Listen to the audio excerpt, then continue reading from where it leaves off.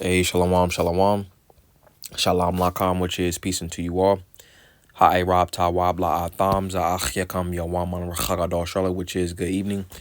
This is your brother Yawam from the JMS camp in Charlotte. Nachamatam kaya hamalakot hashemayim kwa rav, repent ye, for the kingdom of heaven is at hand. Call halayim la la abanawa Yahweh bahasham Yahweh shai bahasham rocha hakodash wa mashana laza kwanim na wa malakim shar Chagadol, which is all praises to our Father Yahweh, which means He exists. Bahasham, and the name Yahweh Shai delivers. And double honors to the elders and apostles of Great Millstone. This is Habakkuk chapter 2 and verse 18, and it says, "What profiteth the graven image, that the maker thereof have graven it, the molten image, and a teacher of lies, that the maker of his work trusteth therein to make dumb idols." All right. So going back up to the top, it says, "What profiteth the graven image?" Ultimately, that word for profit goes into to benefit or what avail. What help is a idol going to offer? All right, why did the maker of the idol ultimately make it? You see, because it only teaches lies. It only teaches things that those smooth things that make people feel good, but really it don't go back to any type of truth. It says that the maker of his work trusted therein to make dumb idols. Ultimately, these things don't speak. These different philosophies and their the idols that are ultimately and pretty much at the head of them. Ultimately, they don't tell their followers what to do in times of prophecy. I'm gonna get that point real fast. This is Yashaya Isaiah chapter 34, and we'll get verse 16, and it says, "Seek ye out of the book of the Lord and read. No one of these shall fail. None shall want her mate. For my mouth it hath commanded, and His spirit it hath gathered them." So ultimately, the scriptures ultimately speak of everything entailing in prophecy. All right, ultimately, the Lord ultimately tells, His believers, the prophets, all right, what's going to happen before it happens, as pursuant to Amos the 3rd chapter. Whereas, these different altered ways of life and philosophies, all right, again, it's only something that look good. When you look at so-called Christianity, it's only something that look good. It ultimately fits well with societal norms today, all right, for the masses of the people. All right, when you look at Islam, all right, that fits for a certain demographic of people. All right, it's not ultimately rooted in truth. All right, going back to Habakkuk chapter 2, and we was at verse 18, and it says to make dumb idols, because the idols, ultimately they are essentially again rooted in truth, so it's not going to have any type of benefit. Going back up to the top of the verse, where it said, "What profiteth the graven image?" Because it don't have any type of benefit. All right, where it says dumb right here, it says alam, and it says mute, silent, dumb, unable to speak. They don't have any type of understanding. They can't communicate anything as pursuant to prophecy. They really can't communicate anything, but more specifically as concerning prophecy. All right. Again, these things are just something that appeals to the eye. All right. So continuing on, it says, "Woe unto him that saith to the wood, awake, to the dumb stone, arise, it shall teach. Behold, it is laid over with gold and silver, and there is no breath at all in the midst of it." All right, so destruction to those that ultimately entrust in that wood, which is so-called Christianity. It says, "Awake to the dumb stone." You got the cobblestone in Islam. It says, "Arise, it shall teach." It says, "Behold, it is laid over with gold and silver." So ultimately, when it goes, it says, "Arise, it shall teach." Ultimately, it's teaching that the followers of that specific way of life lies. All right, it says, "Behold, it is laid over with gold and silver." It's only something that appeals to the eyes. It's something that's shiny. All right, and ultimately, again, it fits along with the societal norms of those that want to be in the dark.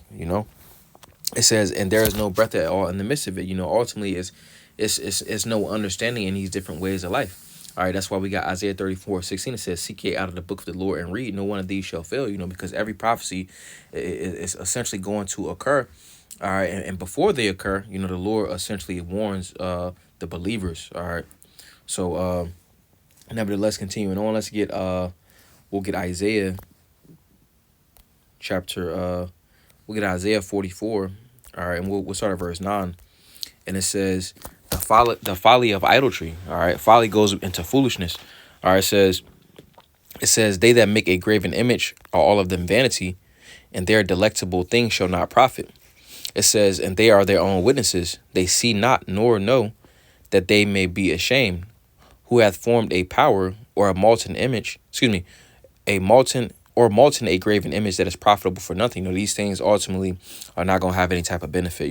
It says, behold, all his fellows shall be ashamed. The followers of these different ways of life, they're going to be ashamed. Our NLT, it says, all who worship idols will be disgraced along with all these craftsmen, mere humans who claim they can make a god. They may all stand together, but they will stand in terror and shame. All right. So continuing on, it says, or running it back, verse 11 says, behold, all his fellows shall be ashamed, and the workmen, they are of men. Let them all be gathered together. Let them stand up. Yet they shall fear, and they shall be ashamed together. It says, the smith with the tongs both worketh in the coals, and fashioneth it with hammers, and worketh it with the strength of his arms. Yet he is hungry, and his strength faileth. He drinketh no water, and is faint. Are ultimately going into the process of how different individuals make idols. So it says, verse 13, the carpenter stretcheth out his rule, he marketh it out with a line, he fitteth it with planes, and he marketh it out with the compass, and maketh it after the figure of a man, according to the beauty of a man, that it may remain in the house. It says, he heweth him down cedars, and taketh the cypress and the oak, which he strengtheneth for himself among the trees of the forest.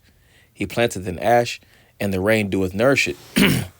It says, then shall it be for man to burn, for he will take thereof, and warm himself. Yea, he kindleth it, and baketh bread. Yea, he maketh a god, and worship it. He maketh it a graven image, and falleth down thereto. He burneth part thereof in the fire. With part thereof he eateth flesh. He roasteth roast, and is satisfied. Yea, he warmeth himself, and saith, aha, I am warm, I have seen the fire. And the residue thereof he maketh a power, even his graven image. He falleth down unto it, and worship it, and prayeth unto it, and saith, deliver me, for thou art my power. They have not known nor understood, for he hath shut their eyes, that they cannot see, in their hearts, that they cannot understand. Ultimately, the deceived and the deceiver are his. All right. I'm going to get that real fast.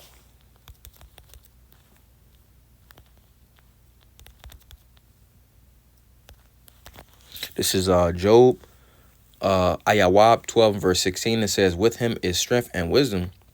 The deceived and the deceiver are his. I'm reading down from verse 15, and it says, behold, he withholdeth the waters, and they dry up. Also, he sendeth them out, and they overturn the earth. With him is strength and wisdom. The deceived and the deceiver are his, and it's talking about the Lord. All right, going back up to right here, it says Job speaks of the power of the Most High. All right, and the deceived and the deceiver are the Lord's. Because ultimately, they are serving the Lord's purpose. All right, now going back to Isaiah, Yeshaya chapter 44, and we were at verse 18. All right, running it back, it says, they know not, they have not known nor understood, for he has shut their eyes that they cannot see, in their hearts that they cannot understand. So ultimately, again, the deceived and the deceiver are his. Ultimately, the Lord has those that are deceived playing out that lot, and ultimately they're being deceived, you see, because they're trusting on something that's not even real. All right. Hence JC, hence, those are the followers of Islam, they can't ultimately see that these things don't have any type of benefit. All right.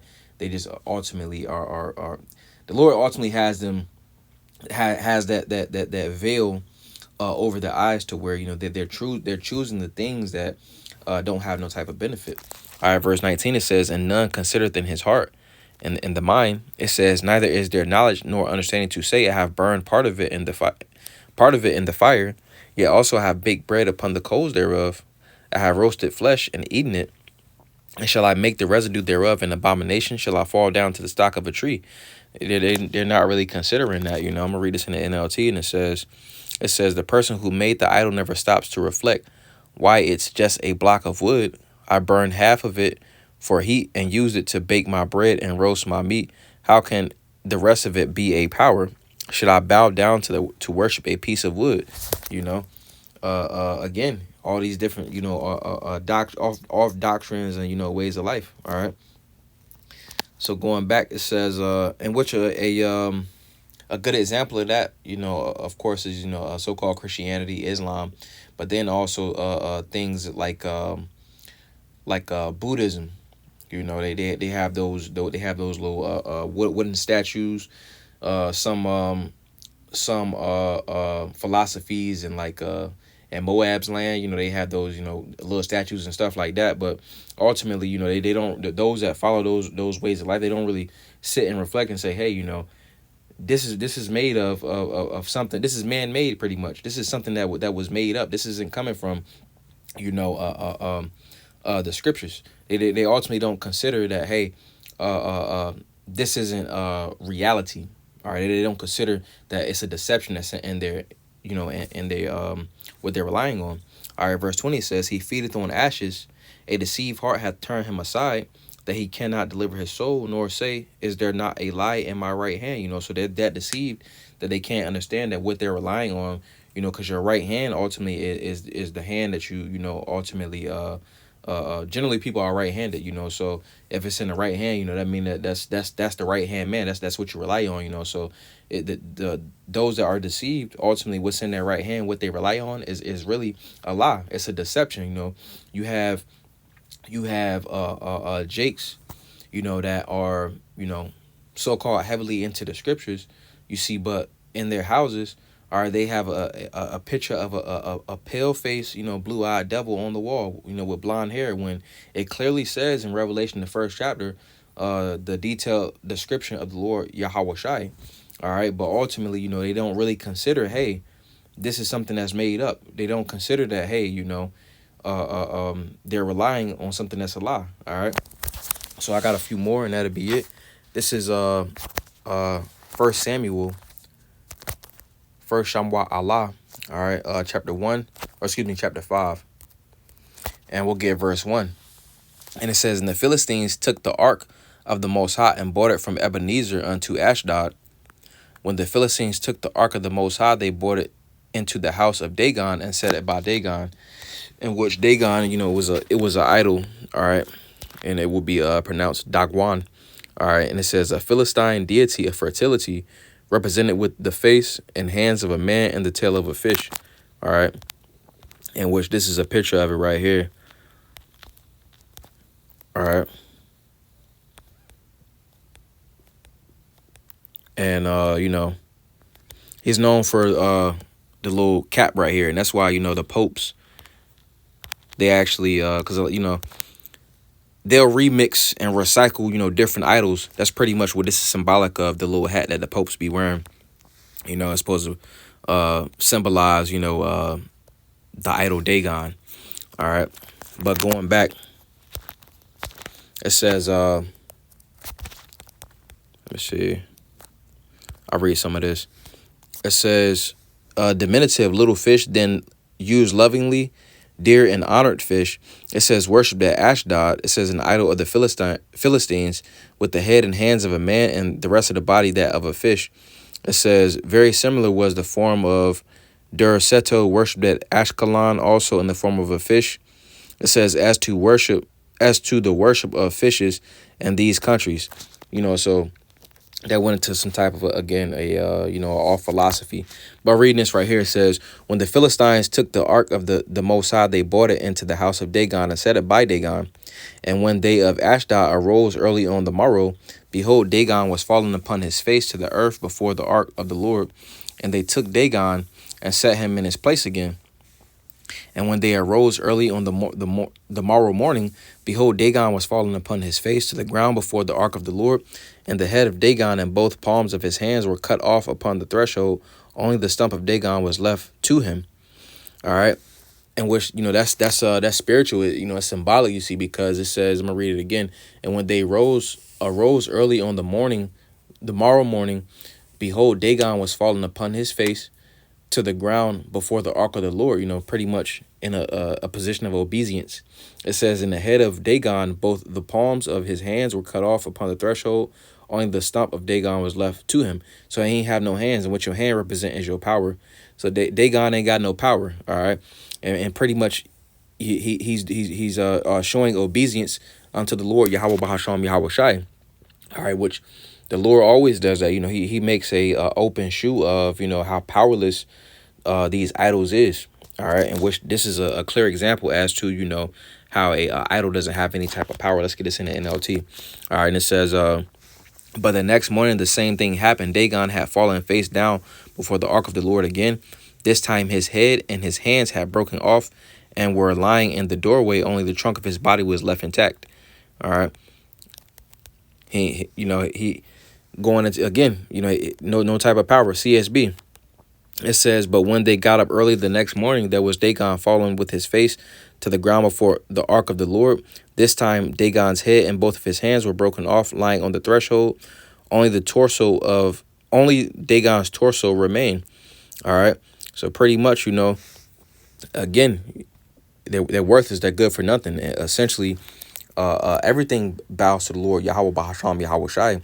All right. Contrary to what, those outside of this truth believe. They ultimately believe that these idols and different idols and stuff like that, they feel like they got some type of power, but they're powerless. All right.